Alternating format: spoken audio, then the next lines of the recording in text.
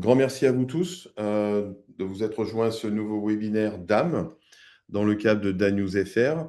Pourquoi DAM News FR? Parce qu'on a le plaisir depuis quelques mois en tout cas d'avoir ePhoto DAM, la solution 100% française et innovante, et comme vous allez pouvoir le voir.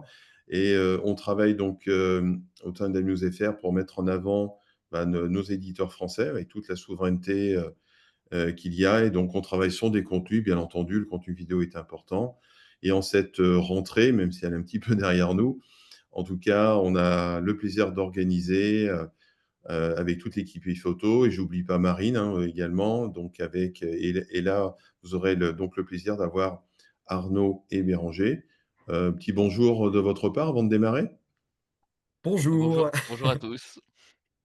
Et puis Isabelle, toujours agréable d'avoir notre directrice conseil d'âme chez Activo. Bonjour à toutes et tous. Je crois que Béranger, on est prêt, hein, ça y est. Il y a plus qu'à démarrer, donc je te laisse la main pour lancer ce nouveau webinaire. et ben c'est parti. Eh bien, rebonjour à tous et puis merci d'être présents aujourd'hui. Vous n'êtes pas sans savoir que l'IA transforme profondément notre rapport à l'informatique et au logiciel au quotidien. Aujourd'hui, les applications, elles ne se contentent plus de stocker et de mettre à disposition nos données. Elles sont littéralement augmentées à l'IA, hein. Elles apprennent et elles améliorent l'expérience utilisateur. Et bien entendu, c'est que ce n'est que le début, hein. Les habitudes, elles évoluent au fur et à mesure du temps. De nouvelles interactions et interfaces arrivent, voilà, pour notre quotidien, hein, littéralement, hein. Alors, dans ce webinaire, nous allons voir comment notre équipe a commencé à intégrer ces avancées donc au travers de fonctionnalités concrètes, hein. Comme le disait Frédéric à l'instant, pour développer ce sujet, nous sommes tous les quatre présents et à vos dispositions aujourd'hui. Rapidement, hein, comme le disait Frédéric, Hayden, donc c'est une société qui est 100% française et 100% à capitaux français, hein. On est un éditeur d'âme indépendant. Et donc, c'est dans ce cadre que dès 2021, nous avons remporté un appel à projet que nous avons créé donc, avec l'Université de Poitiers. On a créé un laboratoire commun, un public-privé, qui s'appelle donc Damia Lab, qui est soutenu par le CNRS et l'ANR dans le cadre ce qu'on appelle un ANR Labcom. Donc voilà, il y a toute une équipe qui mène des travaux scientifiques sur l'optimisation des modèles IA et de l'apprentissage actif qu'on appelle e-learning. L'équipe aujourd'hui se compose donc de trois doctorants, d'un ingénieur d'études et de deux enseignants-chercheurs. Alors, avant d'aller plus loin, je vais peut-être laisser la parole à Activo pour parler de... Je vais laisser Isabelle vous présenter un peu l'offre de service rapidement d'Activo. Oui, alors déjà Activo, nous sommes un cabinet de conseil indépendant qui est spécialisé dans les solutions digitales et notamment digital asset management avec une expérience depuis plus de 20 ans déjà. Donc rapidement, dans nos offres de services, on a tout ce qui est bilan de santé du DAM. Donc là, c'est vraiment une évaluation de votre outil de DAM sur différentes dimensions et sujets, que ce soit la gouvernance, le paramétrage des métadonnées, des permissions, la gestion des droits, l'expérience utilisateur. Et c'est vraiment pour vous fournir des solutions concrètes à court ou long terme pour améliorer l'usage de votre solution de DAM et faciliter son adoption. Ensuite, on retrouve des prestations de gestion de projet, donc avec des chefs de projet d'âme qui vous accompagnent dans la mise en place de vos outils, depuis les ateliers jusqu'à la configuration de la solution et tout l'aspect recettes et tests. Les droits et usages, c'est tout simplement pour vous aider à bien paramétrer votre outil en termes de droits d'auteur, de droits à l'image et surtout de sensibiliser vos équipes sur ces problématiques qui sont extrêmement importantes de droits d'auteur et de droits à l'image. Ensuite, dans l'aspect conseil d'âme, là, on intervient en amont pour vous aider à recueillir vos besoins et à rédiger tous les documents de spécification, de démo scénario, de fonctionnalités lors de vos phases de lancement de RFP.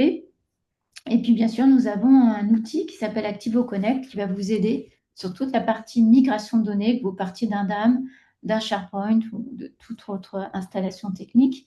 Et puis, une étape clé, puisqu'on parle technique, mais l'humain a extrêmement d'importance dans la mise en place d'une solution DAM. On vous accompagne dans la conception de plans de change, de plans de communication, jusqu'à la réalisation de supports de formation et la mise en place d'ateliers.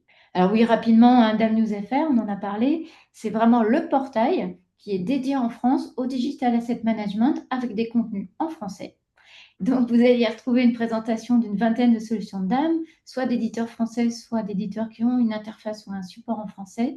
Et vous allez y retrouver également des contenus de fond, des articles sur les dernières tendances, des retours d'expérience aux clients, des partages de bonnes pratiques, parce que ça, on y tient chez Activo, c'est notre ADN, des avis d'experts, des analyses, et puis bien sûr, c'est un site d'actualité qui va vous permettre de retrouver tout ce qui est conférences, salons, webinaires, tous les événements qui sont liés aux dames. Et je rajouterai bien sûr la page spéciale e-photo-dame, donc vous allez pouvoir visiter, qu'on a retravaillé avec toute l'équipe, Marine, Béranger et Arnaud. Donc n'hésitez surtout pas à passer du temps. Et comme le dit Isabelle, on essaye de globalement sortir un article chaque semaine avec des vidéos, des interviews et des témoignages. Alors, bon, j'ai déjà présenté le laboratoire tout à l'heure, hein. Alors, Arnaud, est-ce que tu peux nous parler un petit peu de l'évolution de l'équipe au sein d'Aiden? Alors, tout à fait. Alors là, on va présenter, donc on présente la slide actuellement, c'est sur l'équipe Damia Lab. Donc, comme on l'a dit, donc dès 2021, nous nous sommes rapprochés de l'université avec qui on travaillait depuis 10 ans pour renforcer nos liens. On a créé ce laboratoire Damia Lab qui a été soutenu dans le cadre d'un ANR Labcom. Et c'est véritablement, on travaille sur le temps long avec eux. Voilà, l'idée, c'est vraiment de constituer une équipe pérenne.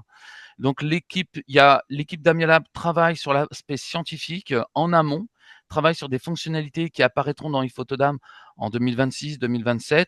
Donc vraiment, c'est toute l'étude scientifique. Il est actuellement donc constitué de 3 doctorants, donc Ferdinand, Ayoub et Samuel. Samuel qui vient de terminer sa thèse ce mois-ci et qui rejoint donc l'équipe, on va en parler, interne à Hayden. Philippe Carré, Thierry Urruti, donc côté enseignant-chercheur, université, et Ashraf qui est ingénieur d'études. Et donc cette équipe, l'équipe d'Amia Lab travaille en amont sur l'aspect scientifique, recherche, et il y a une deuxième équipe donc qu'on a constituée en 2024, l'équipe interne, et qui elle a pour but d'optimiser, travailler sur les modèles, sur tout ce qui a été développé en amont sur l'aspect scientifique. Optimiser le code, diminuer les temps d'inférence. Donc le temps d'inférence, c'est le temps de réponse d'une IA. C'est le développement de notre infrastructure, on va y revenir. Donc c'est vraiment toute la partie et l'intégration, bien sûr, dans l'application ePhotoDAM. Donc cette équipe est constituée de Samuel, qu'on retrouve, qui est à partir du 1er novembre. Donc ils sont 2 docteurs accompagnés de Zion. On a un ingénieur IA, Nathan. Martin, que beaucoup connaissent, donc iconographe de métier.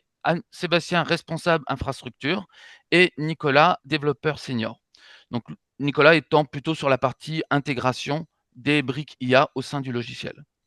Donc comme ça, on a une équipe et on a une continuité logique de la partie scientifique, la recherche, le même jusqu'au POC, j'ai envie de dire, et ensuite toute la partie optimisation, les temps de réponse, le temps réel et l'intégration au sein d'ePhotoDAM. Et on est sur un circuit, sur des cycles de 3-4 ans. Et donc, ce que fait Damia Lab aujourd'hui, c'est ce que vous verrez au sein d'ePhotoDAM d'ici 2 ans. Et l'équipe actuellement interne, elle travaille sur ce quoi travaillait l'équipe Damia Lab l'année dernière ou il y a 2 ans. Alors, ce qu'on Alors, peut dire, c'est que pour vous avoir rendu visite au mois de juin, on confirme bien que les équipes sont bien là. oui, elles sont toutes à Poitiers. Alors, peut-être un mot sur notre infrastructure. Donc, voilà, on est sur le sujet depuis quelques années, comme on l'a vu. Notre infrastructure est montée en puissance. Elle grandit avec des modèles. On va avoir des IA de plus en plus complexes. Et donc, on investit de plus en plus sur notre infrastructure. Elle est souveraine et elle est hébergée en France, dans les data centers dans le nord de la France, d'OVH. Alors, dans le cadre de Damia Lab, hein, nous avons également constitué un groupe de clients partenaires.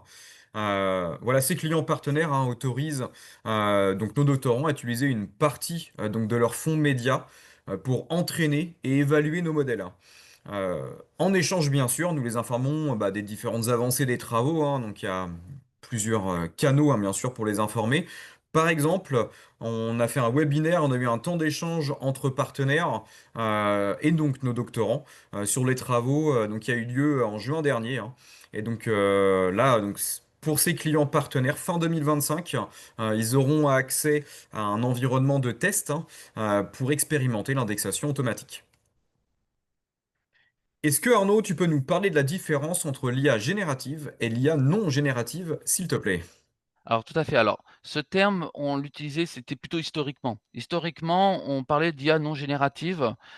On a commencé, nous, à intégrer les IA il y a une dizaine d'années. Alors avant l'avènement, la popularisation de l'IA auprès du grand public, mais voilà, on commençait et on parlait d'IA non générative. Donc c'est tout ce qui était, la recherche par similarité, la détection faciale au sein d'une image, la détection de texte, ce qu'on appelle l'OCR. Donc tout ce qui forme la reconnaissance. Et ensuite, il y a eu la généralisation de l'IA générative et c'est surtout grâce au prompt et qui, elle, a pour but simplement, par contre, de générer du texte, donc les IA conversationnelles, les images, les vidéos, la synthèse vocale. Donc les IA génératives, mais dans les faits, en fait, on s'aperçoit, depuis qu'on travaille et qu'on a avancé avec notre laboratoire, qu'en réalité, les fondations, les algorithmes sont communs. C'est-à-dire qu'aujourd'hui, la recherche par similarité, on va y revenir. On avait notre ancien algorithme qui avait été intégré il y a une dizaine d'années, qui était clairement non génératif, mais la nouvelle recherche par similarité utilise les mêmes technologies, donc notamment les transformers, qui est au cœur du deep learning. Donc le deep learning, c'est, voilà, et les transformers, c'est la révolution, enfin l'invention créée par Google qui a permis l'avènement des modèles LLM et la généralisation des IA, conversationnelles. Et donc là, on s'aperçoit que finalement cette, distinction qu'on faisait par le passé entre IA non générative et IA générative n'a plus vraiment de sens aujourd'hui, puisque les fondations sont communes sur le plan des technologies. Donc aujourd'hui, plutôt que de parler d'IA non générative ou IA générative, ce qui n'a technologiquement pas plus de sens, on parle plutôt d'IA de service et d'IA de générative. Je dirais même plutôt générative, je pourrais utiliser le terme, puisqu'on a parlé de l'ambiguïté, on va plutôt IA conversationnelle. Donc l'IA de service, c'est celle justement où il n'y a pas d'échange, elle a pour but, par exemple, la recherche par similarité. À chaque fois que vous importez une image, elle analyse votre image et elle en extrait de l'information pour faire de la recherche par similarité. On va le voir ensemble. L'OCR, vous déposez une image, elle en extrait le texte. La détection faciale, la reconnaissance faciale, etc. Donc toutes ces IA, la détection de doublons, bien sûr, toutes ces fonctionnalités que vous connaissez depuis longtemps. Donc on va parler plutôt d'IA de service, on va y revenir tout à l'heure dessus, où nous travaillons. Et à le bout du spectre, il y a les IA conversationnelles qui ont pour but d'avoir une interaction avec l'utilisateur. Ensuite, il y a des IA hybrides, un peu entre les 2, qui est à la fois il y a de l'analyse, mais aussi de la prédiction. Donc on va revenir dessus, c'est véritablement, tout ce qui est l'apprentissage actif, typiquement. L'apprentissage actif, c'est pas forcément conversationnel, mais au moins il y a quand même un échange avec l'utilisateur pour que l'IA de service s'améliore. Donc l'IA peut se retrouver avec une interaction, donc un impact direct sur l'interface de l'application, pour qu'il y ait une interaction avec l'utilisateur. Mais dans tous les cas, les fondations restent les mêmes, les technologies restent les mêmes et tout ça, c'est au cœur du deep learning. Alors, avec toutes ces IA, hein, la question qu'on va se poser, c'est comment certifier que le contenu que l'on consulte, par exemple, hein, il est réel ou il a été généré. Exactement. Donc l'idée, c'est que à Hayden, nous concentrons actuellement sur les IA de service, voire nous allons avancer sur les IA hybrides. On va y revenir tout à l'heure. Mais les IA conversationnelles, les IA à base de prompts, posent des défis éthiques, on en a beaucoup parlé dans la presse, qui vont bien au-delà du DAM. Ça pose un problème sur les fake news, sur l'authenticité d'une image. Est-ce qu'une photographie que je vois est de la vraie photo ou pas? Exactement, de même pour la synthèse vocale. Est-ce qu'une voix que j'entends, est-ce que vraiment la personne que j'entends? Donc ça pose des problèmes des défis éthiques que le DAM doit s'approprier. Donc nous travaillons plutôt sur les IA de service, voire les IA hybrides, dans le but d'aider et d'accompagner nos utilisateurs, nos clients, mais on doit répondre également aux problèmes les défis que présentent les IA conversationnelles, c'est-à-dire les médias qui sont importés au sein d'un DAM, est-ce qu'elles sont vraies? Est-ce que ce n'est pas, voilà, un faux? Et de même, quand dans la diffusion, quand en tant qu'utilisateur iPhotoDAM, quand vous diffusez vos médias, comment les internautes, les utilisateurs finaux sont sûrs que les images qu'ils visualisent, que vous diffusez, sont vraies? Donc ça, voilà, il doit y avoir un besoin de, de cohérence et de transparence. Donc en 2021, le New York Times, Adobe et Twitter à l'époque ont créé une coalition pour créer une certification, une base technologique C2PA. Le principe, c'est simplement donc c'est à base de certificats. Donc à chaque fois qu'un média est créé, un certificat est ajouté aux métadonnées. Ce certificat, c'est un certificat donc cryptographique et qui va pouvoir y intégrer le propriétaire, par exemple, si c'est lors de la prise de vue, le propriétaire, avec quel appareil la photo a été prise. Si ensuite la photo est transmise, si la photo est ouverte, l'utilisateur suivant pourra vérifier que cette photo a bien été prise avec tel appareil photo. S'il apporte des modifications, il apportera lui-même son propre certificat. Et donc, il y a toute l'historique des modifications, tout le cycle de vie des médias. Et ces certificats sont infalsifiables. Donc, l'idée, c'est vraiment de garantir que cette photo a été bien prise avec tel appareil photo et qu'elle n'a pas été générée, bien entendu. Alors, on voit que, avec tout ce que tu es en train de dire, Arnaud, hein, qu'il y a un vrai enjeu, hein, sur le C2PA. Et donc, comme tu disais, depuis sa création, il y a comme eu de nombreux soutiens et de nombreux acteurs du secteur, hein, qui se sont ralliés à cette coalition, si je puis dire. Donc voilà, on en a quelques-uns qui est cités ici, hein, comme Adobe, Amazon, la BBC, Google, Meta, Sony, ou autres, hein. Et donc, bien sûr, iPhoto, hein, donc voilà, pour qu'on puisse intégrer donc ce certificat. Donc, c'est une adoption, hein, qui montre bien la volonté de sécuriser donc la chaîne de production et de diffusion, hein, des contenus numériques, forcément sur le web, bien sûr. En fait, il y a on va dire les membres du directoire, hein, en tant que tel, là, que vous affichez, mais que derrière, aujourd'hui, c'est plus de 300 sociétés, bah, comme vous-même, comme nous-mêmes, etc., puisque on va dire que c'est gratuit, hein, il n'y a pas de contribution payante en tant que telle, c'est simplement une norme qui a pour enjeu de pouvoir s'intégrer dans la technologie. Mais Complètement. ce que je retiendrai pour ma part, c'est qu'il y a une vraie volonté pour l'ensemble des acteurs du digitaux, que ça soit les fabricants d'appareils photo, les Canon, les Nikon, que ça soit les logiciels de modification, les DAM, en l'occurrence iPhotodam, jusqu'à tous les acteurs de diffusion. Donc là, on a cité la BBC, mais il y a France Télévisions qui est acteur également. Donc même tous les acteurs de diffusion, la presse, AFP. ont sauté sur cette opportunité, sur cette idée, parce que c'était une solution technique sérieuse. On peut le voir, donc tous les acteurs, et même, on va y revenir, même les grands acteurs, les GAFAM de génération d'images comme OpenAI avec ChatGPT participent en réalité parce que eux-mêmes veulent certifier que leurs images sont bien générées et ce sont bien des images générées et non pas des photos prises. Donc même les acteurs de l'IA en fait participent sous leur angle, c'est-à-dire que les images qu'ils génèrent sont bien des images générées, des images IA. Pour ma part, enfin, j'ai vraiment le sentiment que il y a une vraie opportunité, comme pour le protocole HTTPS, je fais un peu le parallèle. C2PA il faut que ça devienne un standard. Si ça devient un standard, alors nous aurons une vraie solution. Actuellement, quand vous devez vous rendre sur un site qui est encore en HTTP, votre navigateur vous met en alerte, vous dit: «Attention».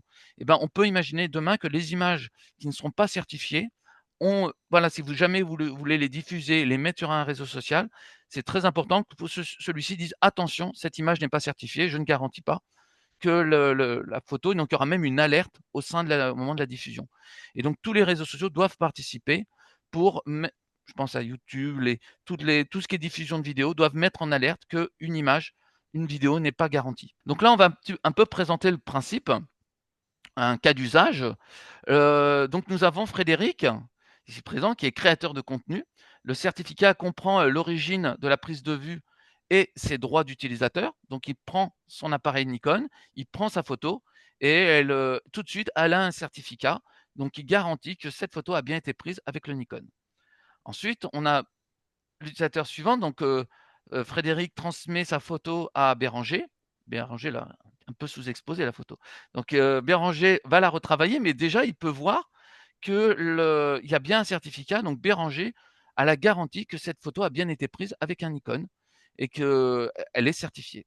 Et donc, à partir de là, Béranger va retoucher la colorimétrie. Et donc, Adobe Photoshop va ajouter son propre certificat. Et donc, on se retrouve avec une photo qui a déjà, comment on voit le début du cycle de vie de cette photo, comme quoi elle a été retouchée. Ensuite, Isabelle indexe et publie la photo dans iPhotodam.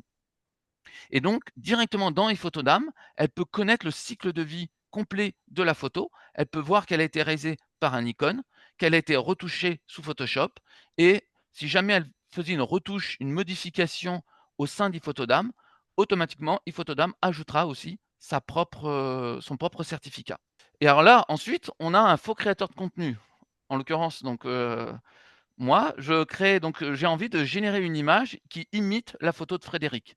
Donc je génère une fausse image générée par IA et OpenAI, je l'ai réalisé sur ChatGPT et ChatGPT va automatiquement dans toutes les images que génère aujourd'hui ChatGPT, il y a le certificat OpenAI.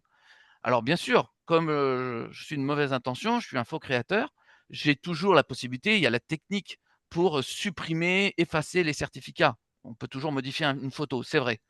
Mais à partir de là, au moment où Isabelle veut insérer la photo au sein d'Iphotodamm, au moment où elle veut la diffuser, Iphotodamm aura la possibilité d'informer Isabelle l'absence de certificat. Donc toute photo qui n'aurait pas le certificat, Isabelle sait que cette photo, en tout cas, elle n'est pas sûre, elle n'est pas garantie, il y a pas de, elle ne sait pas de quel appareil a été généré cette photo. Et donc là, on a la possibilité, enfin c'est, par définition, c'est comme pour le protocole HTTPS et le protocole HTTP, un site sur lequel qui est en HTTP aujourd'hui est non sûr. Votre navigateur vous met en garde. Et ben, à la diffusion, sur les réseaux sociaux, sur les plateformes de streaming vidéo, etc., toutes vidéos qui seront non certifiées, on ne peut pas garantir d'où vient cette vidéo et on ne peut pas garantir que cette vidéo n'a pas été prise, n'a pas été générée. Donc, en tout cas, pour nous, nous y voyons une très belle opportunité. Alors, comment ça va se présenter dans iPhotodamm? Donc, c'est pour la prochaine version, donc prévue à la fin de l'année. Et dans le certificat, comme on pourra le voir, on pourra retrouver tout aux côtés, bon, tous les utilisateurs de iPhoto connaissent bien le panneau dans l'édition. Vous avez votre fiche descriptive, vous avez les données EXIF, et entre les deux, vous aurez donc le nouveau module, certificat de contenu, et on pourra retrouver la photo donc produit par Frédéric Sanui, les différentes applications qui sont intervenues et qui ont modifié cette photo. Donc d'abord le Nikon, puis ensuite Photoshop et iPhotodamm. Mais on voit bien que la photo a d'abord été produite sur un Nikon, c'est son original. On peut voir que la photo a été modifiée, qu'il y a une retouche de fait, en l'occurrence, on s'en doute, c'est Photoshop. Est-ce que, de par les 3 certificats, on peut voir que cette image n'a pas été générée par IA? Et ça rappelle les droits. Donc là, c'est aussi intéressant, c'est l'opportunité de remettre les droits du créateur de contenu, de le mettre directement au sein du certificat. Et donc, Frédéric a pu y ajouter ses droits. Et là, il y a un petit récapitulatif. On indique que cette photo a été le dernier signataire. Donc, c'est voilà, la source, comme ils disent dans la norme C2PA. Donc là, a été signé par Hayden, dernier certificat, un certificat qui a été émis par une autorité, et on a la date de création du certificat. Alors, il y a une autre métadonnée qui est très intéressante, qui a fait son apparition pour les utilisateurs qui connaissent les métadonnées, donc XMP, IPTC, EXIF. Le consortium IPTC a apporté sa pierre à l'édifice. Donc là, l'objectif, donc ça va être intégré toujours dans la prochaine version d'iPhoto. L'objectif là n'est pas tant de certifier les médias au moment de l'import dans iPhoto ou à la diffusion, mais c'est plutôt au moment où vous créez un lien, au moment où vous vous exportez un média, c'est vous pouvez insérer une métadonnée pour dire si vous autorisez ou pas l'utilisation de vos photos pour l'apprentissage, pour l'entraînement des grands modèles, notamment, je pense aux GAFAM. Et dans les faits, alors, bien sûr, il y aura toujours quelqu'un qui pourrait ne pas respecter ça, mais après, c'est un problème de droit. Il prend le risque. Mais en tout cas, on le sait, les GAFAM respectent ce principe-là. Et donc, si jamais voilà, vous cochez utilisation par IA et vous mettez interdite ou soumise à autorisation, bon, dans les faits, les GAFAM, jamais ils viendront vous demander. Donc, si vous mettez soumise à autorisation, dans les faits, en réalité, ça revient à interdire. Mais vous cochez, vous dites interdit. Si vos images ensuite se retrouvent diffusées sur le site web, sur les réseaux, etc., vous pouvez informer que vous ne voulez pas que votre image serve à l'entraînement des grands modèles, notamment des GAFAM. Donc c'est une autre approche qui est complémentaire à C2PA.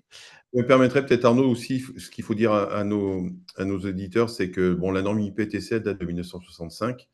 C'est pratiquement le seul standard qu'il y a aujourd'hui et qui est effectivement parfaitement supporté dans l'essentiel de sa granularité, et notamment avec des notions de crédit, de caption writer. Donc tout ça, c'est inclus et ça vient accompagner le fichier, aussi bien à l'upload qu'au téléchargement. Bon, même si certains dames modernes ne le font plus forcément. Mais en tout cas, c'est une norme qui est parfaitement ancrée et qui évolue avec le temps, puisque chez Activo, on est aussi membre, ce qu'on appelle member voter à l'IPTC, où on fait évoluer cette norme. L'année dernière, ça a été beaucoup d'intégration de la vidéo, parce qu'on parle d'image, mais c'est aussi la vidéo hein, en termes de traçabilité. Voilà.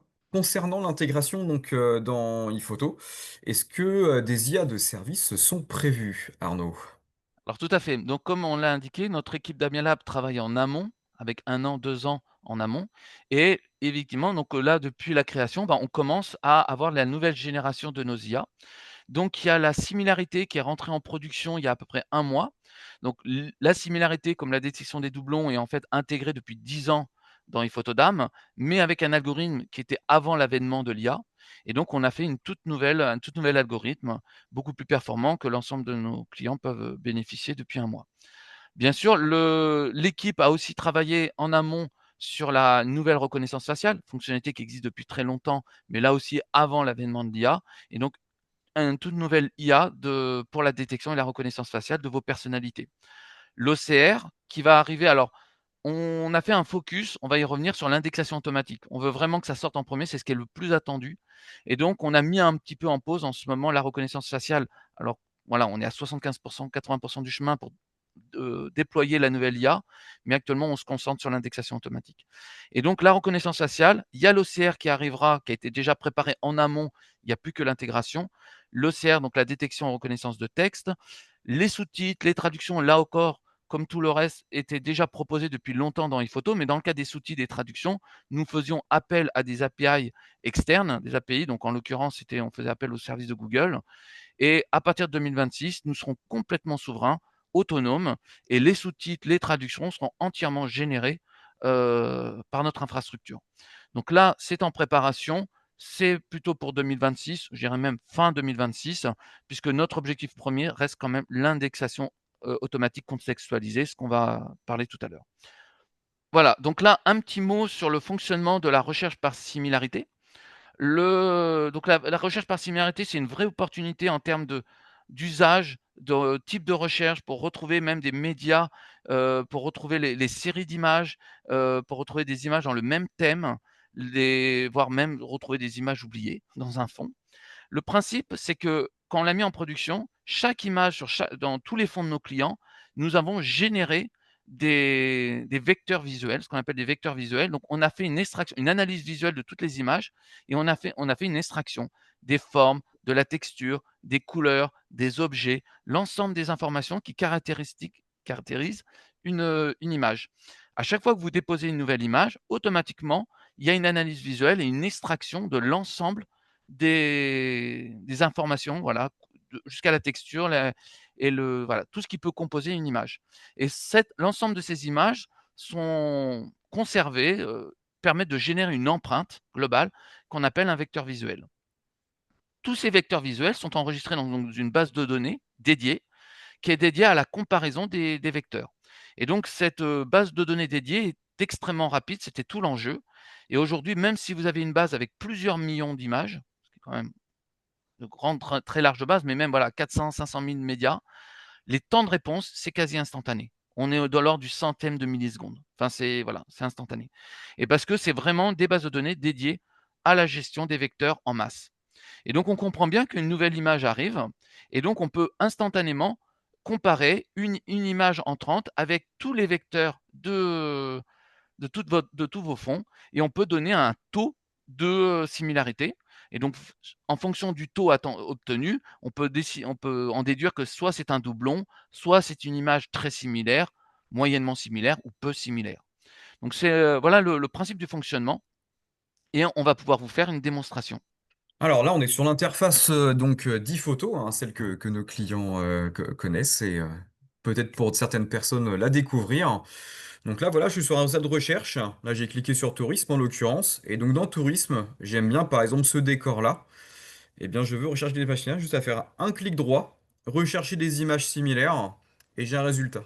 Et on voit la cohérence de ma recherche, hein, vraiment, l'algorithme et donc l'IA sait ce que je cherche, et on voit que je peux scroller donc, dans ces images similaires Alors je peux donner bien sûr d'autres exemples, hein, avec par exemple cette forme de montagne, hein. Si je veux d'autres images équivalentes, on voit bien que la forme qui m'est suggérée et proposée est cohérente avec ma première recherche. Ouais, c'est très pratique à utiliser au quotidien, hein. Je peux pourquoi pas faire encore un troisième essai par exemple. Euh, Avec par exemple, je sais pas, euh, peu importe à la limite. Voilà les fonds marins. Hop, on voit que ça me propose des images de fonds marins et donc de la mer tout simplement. Donc voilà pour le test en direct. Je retourne sur la présentation. Donc cette fonctionnalité est en production depuis 1 mois. L'ensemble de nos utilisateurs peuvent en bénéficier. C'est vraiment c'était la première étape pour nous, pour cette nouvelle, la nouvelle génération des IA, parce qu'on comprend bien que c'est pas uniquement de la similarité de forme en réalité, c'est pas de la similarité visuelle, c'est qu'il y a vraiment une extraction des objets, de l'ensemble des informations qui composent la texture, les couleurs et donc il arrive à reproduire la thématique.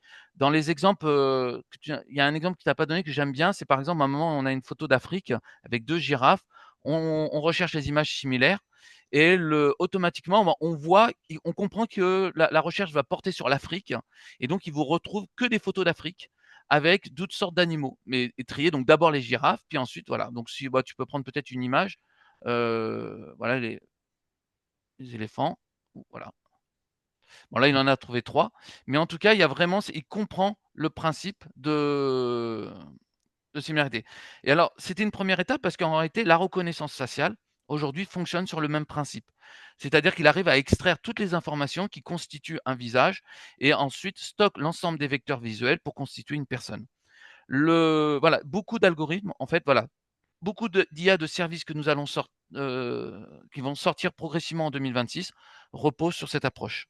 Merci Arnaud. Alors, une question que se posent donc les personnes, c'est est-ce que ces IA apprendront du travail d'indexation qui sera réalisé au sein donc de notre solution iPhotodam? Alors tout à fait. Donc l'indexation automatique contextualisée, ça a été le travail au cœur de plusieurs thèses de Damia Lab. Et donc là, on est dans la phase intégration. Donc c'est vraiment là pour nous, c'est voilà, une avancée significative pour la solution iPhotodam. C'est une option, certains clients pourront choisir d'utiliser ou pas, mais c'est vraiment un accompagnement. Le but, c'est d'aider toutes les personnes qui indexent, gagner en efficacité et éviter les tâches rébarbatives. Le principe et vous allez voir, finalement, on comprend pourquoi on a d'abord travaillé sur la similarité. Il y a une logique, il y a une cohérence. En tout cas, pour tous les clients qui souhaiteraient bénéficier de cette, fonctionnalité, la première étape, c'est que nous allons générer un modèle, ce qu'on appelle un modèle hiérarchique, un modèle qui va se constituer sur l'ensemble du vocabulaire métier de l'utilisateur, du client. L'ensemble du langage métier, l'ensemble de l'indexation. Donc l'IA va au départ, elle est neutre, elle ne sait rien. Elle va parcourir l'ensemble, de l'indexation, l'ensemble du langage documentaire, les mots-clés hiérarchisés et donc on obtient un modèle hiérarchique. Donc ça reprend un peu le principe, hein, des langages des mots-clés dans iPhoto et donc ça, c'est la première étape. Donc la constitution de ce modèle IA qui est propre à chacun, à chaque iPhoto. Ensuite, quand une nouvelle photo va arriver, va être déposée, donc là on est sur l'étape 1, la première étape, c'est l'analyse visuelle. Les formes, les couleurs, les textures, les compositions. Là, tout de suite, vous comprenez, vous faites le lien. Il était très important que l'étape précédente soit de très bonne qualité, puisque à partir du moment où l'IA comprend ce qu'elle voit, eh ben, on peut se douter qu'elle peut comprendre qu'elle est capable d'indexer. Donc c'était la première étape, était très importante. La qualité de la recherche par similarité était importante. On voit bien, puisque l'extraction des formes, des couleurs, des textures, tout ce qui est composition. Ensuite, qu'est-ce qui est donné à l'IA? L'IA, on va lui donner aussi l'ensemble des champs descriptifs auxquels l'utilisateur a accès en fonction de ses droits. L'utilisateur n'a pas forcément accès, ne peut pas modifier tous les champs. Et tous les champs n'ont pas pour but aussi d'être indexés par l'IA. Si dans un champ, ça doit être un identifiant, un code, un ISBN typiquement, bah, aucun intérêt effectivement pour l'IA, elle ne va pas le deviner. Donc à l'IA, on définit donc les champs auxquels l'utilisateur a droit, on définit quels sont les champs qui doivent être complétés, donc ça, c'est au moment de la configuration. Et ensuite, on a développé un concept qui est propre à nous, un concept maison. Et l'idée, c'est de réussir à donner un contexte sémantique à chaque champ descriptif. Donc, vous avez votre fiche descriptive, vous avez tous vos mots-clés avec les termes racines pour les utilisateurs qui connaissent iPhoto. Et donc, pour chaque terme racine, Microthésaurus, comme pour chaque champ descriptif, on va donner un contexte sémantique. Donc, tout ça, ça se passe au moment de la configuration. Donc ça, c'est, voilà, on réfléchit même à breveter le concept. Il y a toute une technologie derrière pour donner un contexte sémantique à chaque information. Et donc l'IA, elle a fait une analyse, qu'elle a comprise le contenu de l'image. Elle a accès à l'ensemble des champs descriptifs avec leur type, ça c'est très important. Un champ descriptif peut être du texte libre, l'autre peut être une liste fermée, mono-évaluée ou multi-évaluée. Ça peut être une case à cocher, photo de nuit, de jour. Donc, elle a accès aux champs, elle a accès à leur type, elle a accès à son modèle avec l'ensemble, elle a la connaissance de l'ensemble du vocabulaire métier du client. Et avec son analyse visuelle, elle peut donc comme ça, c'est là que la magie opère et elle va pouvoir remplir les champs. Tu peux aller sur le slide suivant. Et donc voilà, donc le résultat, bon, pour les utilisateurs qui connaissent iPhoto, eh ben, vous vous retrouverez avec les mots-clés, non pas des mots-clés au hasard issus, parce que la photo aurait été envoyée à l'extérieur sur un GAFAM. Donc là, l'IA connaît votre langage documentaire et elle va utiliser et surtout elle va, c'est une vraie opportunité pour que l'IA, indexe avec votre langage, vos propres mots, la manière dont vous explicez, vous décrivez vos médias. Sur l'ensemble de notre parc client, nous avons des industriels, du tourisme, des acteurs du public, des musées et tout l'ensemble de ces clients ne décrivent pas de la même manière leurs photos. C'est impossible et donc on se retrouve, dans l'industrie, on reprend souvent l'exemple d'un fabricant de bateaux qui n'a que des bateaux. Si la seule chose que peut dire l'IA, c'est un bateau, ça n'a aucun intérêt pour lui. Et donc, il est vraiment important que non seulement il y ait une analyse fine du contenu de l'image, mais en plus, il y a une compréhension des champs descriptifs avec le sémantique dont on a parlé tout à l'heure, donner un contexte sémantique et cette capacité ensuite donc de passer de l'analyse à la rédaction sur chacun des champs. Et donc avec cet apprentissage, bien entendu, l'apprentissage, le modèle hiérarchique, régulièrement, à intervalles réguliers, donc ça on verra au niveau de la production, mais on peut imaginer une fois par mois, on mettre à jour les modèles hiérarchiques sur l'ensemble des clients pour bénéficier des nouveaux termes. Donc là, ça c'est l'objectif. Notre équipe est pleinement impliquée, notre équipe IA interne pleinement impliquée pour, faire la promotion. Donc on va le voir tout à l'heure à la fin de l'année, à l'événement avec Activo, Ondam. On aimerait présenter de façon en test réel, pouvoir présenter l'indexation automatique.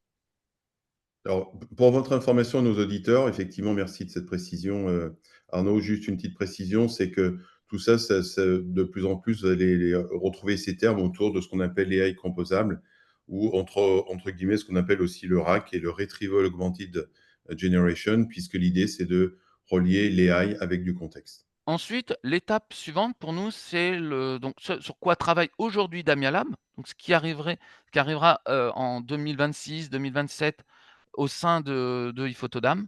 J'ai bon espoir en 2026, c'est l'apprentissage actif.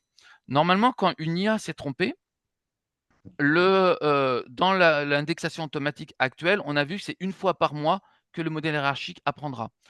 Dans le cas de l'apprentissage actif, normalement, si une IA s'est trompée, il faudrait qu'on lui soumette un exemple pour lui montrer pourquoi elle s'est trompée. On lui soumette un exemple d'indexation. Dans l'apprentissage actif, on inverse le principe. C'est l'IA qui va vous proposer des photos où elle hésite, où elle a un doute.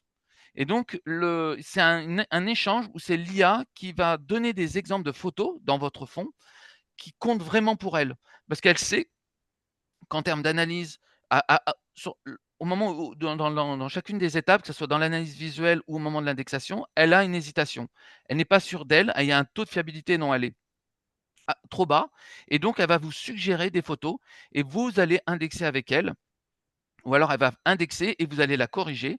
Et donc là, il y a un cercle vertueux homme-machine qui s'opère, où l'IA, elle propose un index, vous la corrigez, elle propose, dans une interface dédiée, elle vous pourra, si vous avez une demi-heure à y consacrer, elle va vous proposer des exemples de photos dont elle a un taux de certitude bas, et donc vous allez soit indexer, soit corriger son indexation, et automatiquement, elle va apprendre et améliorer ses prochaines indexations. Donc c'est une IA qui apprend et une IA qui s'adapte véritablement à votre manière voilà, d'indexer, au niveau des mots, dans le choix des mots. Eh bien, merci à tous pour votre attention aujourd'hui et de l'intérêt hein, que vous portez donc, à nos travaux sur les IA, bien sûr. Et donc, du coup, nous allons passer aux questions. Alors, il y a 2 questions, si je peux me faire le porte-parole de ces questions. On a une première question de Caroline qui nous demande: «Est-ce que l'ergonomie de l'interface de reconnaissance faciale va être améliorée?» Oui. Oui, ça va être revu, tout à fait, dans le cadre du lancement. Alors on travaille actuellement sur l'indexation automatique, mais là, il va y avoir une refonte du modèle donc de reconnaissance faciale existant, qui existe donc effectivement depuis plusieurs années et la nouvelle interface va bénéficier notamment pour bénéficier des avantages qu'apporte la nouvelle reconnaissance. Alors, deuxième question très intéressante, parce que ça, c'est effectivement un sujet qui revient souvent auprès des clients. Ces services IA sont-ils disponibles avec un hébergement on-prem? Alors, alors ça, c'est une vraie question. Effectivement, 40 à peu près de nos clients sont en on-prem. Alors pour l'instant, alors les choses ne sont pas complètement arrêtées. Nous-mêmes, on avance. En fait, il y a 2 types de il va dans l'offre SaaS, il va y avoir 2 types de stack IA. Il y a tout ce qui est IA de service, l'OCR, la similarité, la reconnaissance faciale, ces IA de service, pourront tourner même sur CPU. Il y a vraiment eu un gros travail sur les pré-traitements, post-traitements, sur l'optimisation, des temps d'inférence pour que ça puisse fonctionner. Donc les clients qui voudront bénéficier des IA de service, ça sera intégré et complètement dans la licence sans aucun voilà, coût. Quand j'en parle coût, c'est-à-dire investissement dans les serveurs. On demandera simplement un peu plus de CPU, généralement c'est des environnements virtualisés, et un peu plus de mémoire, notamment pour la base de données des vecteurs visuels. Donc ça consomme un peu plus de mémoire, mais ça va fonctionner pour tout le client on-prem. Dans le cas, des IA de l'indexation automatique, là on commence à rentrer, on change de cours, on passe de régional en national. C'est quand même des modèles LLM, c'est beaucoup plus gourmand. Bien entendu, c'est tout à fait possible de l'indexer, de l'installer on-premise. Peut-être, nous, on se donnera quelque temps, l'année 2026, pour vraiment avoir de l'expérience sur la maintenance, la stabilité, mais voilà, ça sera tout à fait envisageable sur on-prem. Par contre, ça nécessitera des investissements clairement pour les clients, donc des cartes GPU et des cartes GPU puissantes, hein, clairement. Pas du tout des cartes, orientées jeux vidéo. On parle vraiment de cartes puissantes. Ensuite, à voir si, quelque chose qui pourrait être envisagé, ça peut être le débat ouvert, c'est-à-dire pour les clients on-prem qui ne souhaitent pas investir dans des cartes GPU dédiées, peut-être ouvrir un service API pour que en fait les inférences sur l'indexation automatique se réalisent sur l'infrastructure SaaS. Mais généralement, quand un client souhaite du on-premise, c'est qu'il y a une raison derrière. C'est qu'il souhaite vraiment rester au sein de son infrastructure. Donc, ça nécessitera, là, il n'y a pas de magie, hein, ça nécessitera des investissements, clairement en GPU. Et nous-mêmes pour l'infra SaaS, on est au cœur justement de ce sujet actuellement. Nous, c'est les investissements On a auprès de nos encore 2 DevOps. autres questions. On a une question d'Elina qui nous demande qu'en est-il de l'indexation de mots-clés par l'IA selon notre thésaurus? Alors, bah, c'est exactement ce qui a été décrit, donc c'est ce qui va sortir à la fin de l'année. Donc il va y avoir un POC, donc dans un premier temps uniquement pour les clients partenaires. Donc c'est l'indexation, alors l'indexation automatique existe déjà, mais actuellement on utilise des services, API tiers. Là maintenant, c'est ce qui va arriver à la fin de l'année. C'est sur quoi on travaille, on travaille actuellement sur l'intégration. Toute la partie scientifique est déjà terminée et là on travaille sur l'indexation. C'est exactement ce que j'ai décrit sur les slides tout à l'heure. Même la manière dont ça fonctionne, et la fonctionnalité va apparaître, voilà. Alors dans un premier temps, si vous êtes client partenaire, vous allez en bénéficier très rapidement, et pour l'ensemble du parc client, un peu plus tard, le temps voilà, de valider, auprès de nos clients partenaires, clients signataires.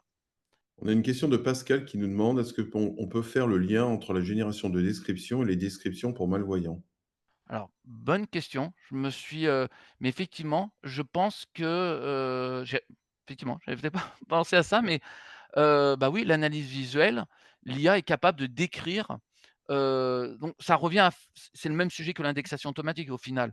C'est-à-dire que c'est comme si on était non-voyant. L'IA analyse pour nous visuellement l'image et la décrit et remplit, mais au plutôt que de simplement écrire un texte comme dans par exemple, un IA conversationnel dans ChatGPT, voilà, le chat, si vous avez ça génère simplement un texte. Dans le cas d'iPhoto, ça va remplir la fiche descriptive. Mais si vous avez un champ qui s'appelle légende, eh ben, elle va remplir la légende. Donc ça revient exactement, donc on peut imaginer tout à fait ensuite aller plus loin, c'est-à-dire un outil pour lire à voix haute le champ légende et donc ça reviendra à décrire la photo et donc effectivement, c'est une approche, une fonctionnalité, à mon avis, de l'indexation automatique pour les non-voyants. Alors moi, je vais te rajouter une question parce qu'on a fait pas mal d'interviews d'AMnews, alors aussi bien sur la version anglaise notamment, puisque la semaine dernière, j'étais sur New York autour d'une conférence d'âme. On parle aussi de plus en plus des agents, aussi bien d'enrichissement, d'assistants, de prédictifs. Quelle est un petit peu votre vision sur ces fameux agents IA dont on nous promet monts et merveilles? Alors voilà, nous le terme, bah, on a utilisé nous en interne, on utilise le terme IA de service, ce qui revient à dire agent. En fait, finalement, c'est un synonyme. Donc voilà, donc nous les IA de service, ben, c'est la fameuse stack. Comme je l'ai dit, on a 2 infrastructures IA, en fait, dans les faits, qui sont en train de se créer. On a les IA de service, donc les agents. Alors les agents, actuellement, nous, on travaille sur les IA de service que j'ai décrits tout à l'heure. L'OCR, la similarité, la reconnaissance faciale et les sous-titres. Voilà, on souhaite surtout ne plus dépendre de services tiers et des outils des GAFAM. Donc ce sont nos IA de service. Une autre approche, je sais que ça existe des IA de service ou des agents, c'est tout ce qui est automatisation.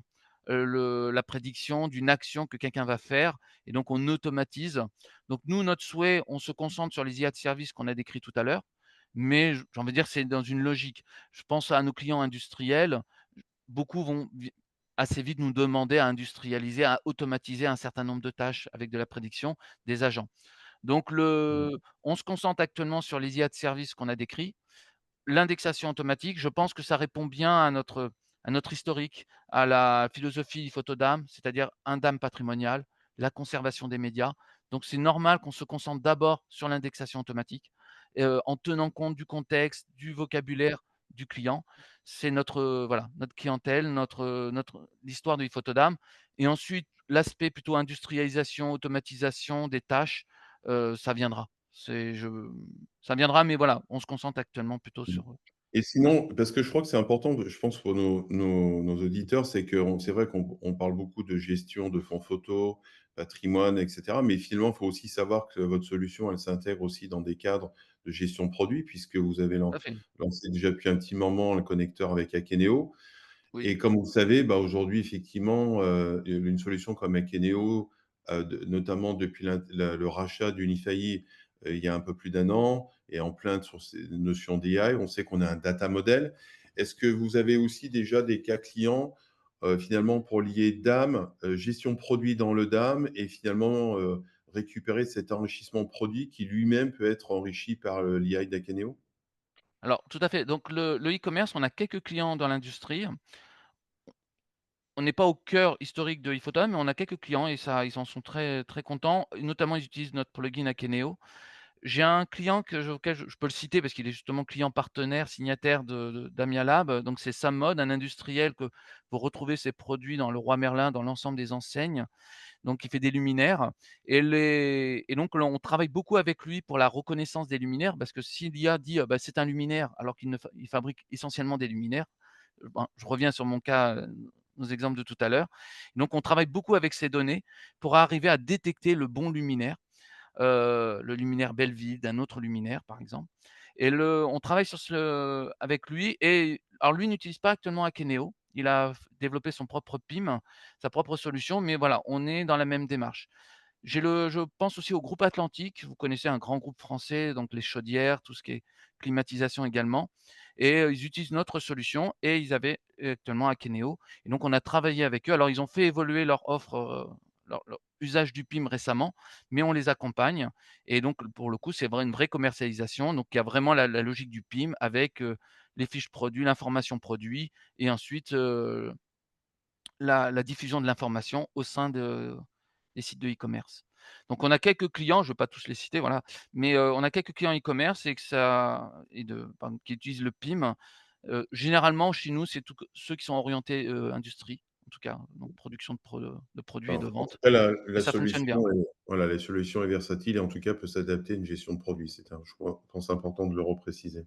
Est-ce que l'indexation automatique alors c'est une question de Laurence, est-ce que l'indexation automatique sera déployée dans le futur sur le front office pour aider nos utilisateurs qui ont des droits pour déposer et indexer des médias? Tout à fait. Il n'y a pas de différence, en fait, c'est, le front, c'est une vitrine, mais c'est la même base qui est derrière. Que vous passiez par le back ou le front, alors c'est pas les mêmes usages, c'est pas la même interface, c'est pas le même public, mais en réalité, effectivement, l'ensemble des fonctionnalités, notamment l'indexation automatique et c'est très attendu. En plus, c'est la cible idéale, je pourrais dire, les utilisateurs de front, ils veulent aller vite, ils veulent avoir des propositions d'indexation automatique. Là Mmh. où dans le back, on va plutôt être sur l'apprentissage actif, c'est-à-dire l'expert qui veut améliorer l'IA et qui passe plus de temps sur l'amélioration. Donc, l'apprentissage actif, toute cette interface pour améliorer les IA, je pense elles iront plutôt du côté du back. Par contre, elles resteraient côté iPhotodam. Par contre, oui, l'indexation automatique, elle a toute sa place dans le front. Et on a Ça une va venir dernière question. Juste un Ouais. mot, ça va venir progressivement, hein, voilà. C'est pas pour la fin de Mmh. l'année, mais en 2026, on va y travailler Ouais. activement. De toute façon, tout ça, vous pouvez les suivre sur le site internet d'Iphotodam et les actualités, la chaîne YouTube et l'ensemble de vos partages. On a une petite dernière question également de Bruno qui nous demande effectivement à juste titre, hein, si on essaie de reprendre le schéma que tu montrais entre le photographe, le retoucheur et celui qui va déposer dans le DAM, est-ce que les modifications d'image, non pas dans Photoshop, mais dans iPhoto, hein, Oui. recadrage par exemple, seront bien intégrées dans le certificat? Tout à fait. Donc, iPhotodam, donc pour la prochaine version, comme je l'ai expliqué, nous sommes partenaires C2PA et nous avons à avoir notre certificat iPhotodam et donc comme c'était indiqué dans l'exemple, Isabelle, quand elle a importé la photo qui était mise en exemple et qu'elle a indexée et elle a modifié, elle a, par exemple, fait un recadrage directement dans iPhotodam et si cette photo a été retaillée, enfin modifiée au niveau de la colorimétrie en amont sur Photoshop et ben, vous aurez l'accumulation des 3 certificats, donc de l'appareil photo, le certificat de Adobe commence à mettre les certificats C2PA au sein des dernières versions de Photoshop. Donc voilà et le Lightroom évidemment aussi Mmh. et donc iPhotodam aura son propre certificat et vous aurez en exportant, en diffusant la photo, vous aurez toute la traçabilité, tout le cycle de vie du média, de l'appareil photo jusqu'à iPhotodam. Bon, de toute façon, je crois que le plus simple, c'est de vous contacter pour avoir une démonstration, hein. Je sens que Béranger est prêt à dégainer. Bien sûr, vous pouvez nous contacter en passant directement, par notre site internet, vous pouvez nous passer un coup de fil ou faire une demande, sur notre site et bien sûr, je me ferai un plaisir de vous faire une démonstration de tout ça. Voilà et Béranger fait très bien les démos, hein, on a un peu de passé ensemble donc du coup, bah, merci pour toutes ces Merci Frédéric. réponses. Bah, je crois qu'il nous reste plus qu'une dernière slide, hein, il me semble et non la moindre, voilà. Et bah, merci Arnaud, toute l'équipe, hein. Je crois que c'est important, c'est le succès, ça se construit ensemble. On est très fiers aussi de partager ce que vous faites. Je crois que c'est important et Undam, au final, c'est remettre aussi un petit peu l'excellence française un peu au centre du village, comme vous le faites à travers votre solution. Et donc, bah, le meilleur moyen de rencontrer les équipes d'Ifoto, bah, c'est de nous rejoindre le 18 et 19 novembre sur Paris.